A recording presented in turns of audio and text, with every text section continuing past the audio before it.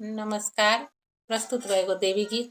आशा करत तनी कि आप सबके पसंद आई तो लाइक शेयर और सब्सक्राइब जरूर करब जा। कमेंट करके भी बताइब जा कि हमार गीत भजन रुआ लोग के कैसन लागेला।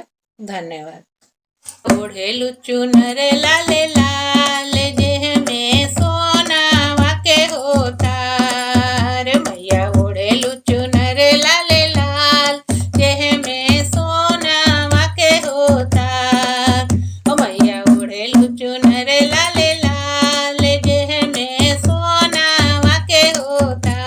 चुनरी ओढ़िया मैया बगिया में गइलू, चुनरी ओढ़िया मैया बगिया में गइलू। एक बार दर्शन द मालिन लावेली हो गोहा।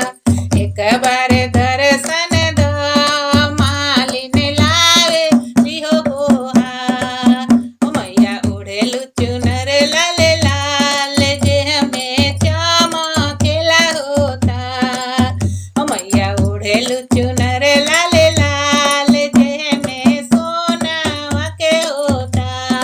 चुनरी ओढ़िया मैया नदिया पगइलू, चुनरी ओढ़िया मैया नदिया पगइलू। एक बार दर्शन द धोबिन लावेली हो गोहार। एक बार दर्शन द धोबिन लावेली हो गोहार मैया। ओढ़ेलु चुनर लाले लाल जेह में सोनावा के होता मैया। ओढ़ेलु चुनर लाले लाल चमकेला सोनावा के होता। चुनरी ओढ़िया मैया गइलू बजरिया, चुनरी ओढ़िया मैया गइलू बजरिया। एक बार दर्शन द लोगवा लावेला हो गोहार।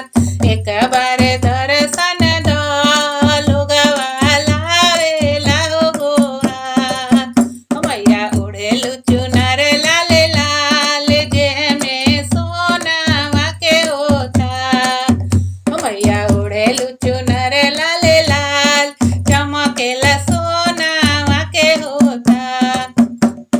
चुनरी ओढ़िया मैया मंदिर गइलू, चुनरी ओढ़िया मैया मंदिर गइलू। एक बार दर्शन द, एक बार दर्शन द सेवा का लावेले गोहार। एक बार दर्शन द सेवा का लावेले हो गोहार। एक बार दर्शन द सेवा का लावेले हो गोहार मैया। ओढ़ेलु चुनर लाले लाल जेह में सोनावा के होता मैया। ओढ़ेलु चुनर लाले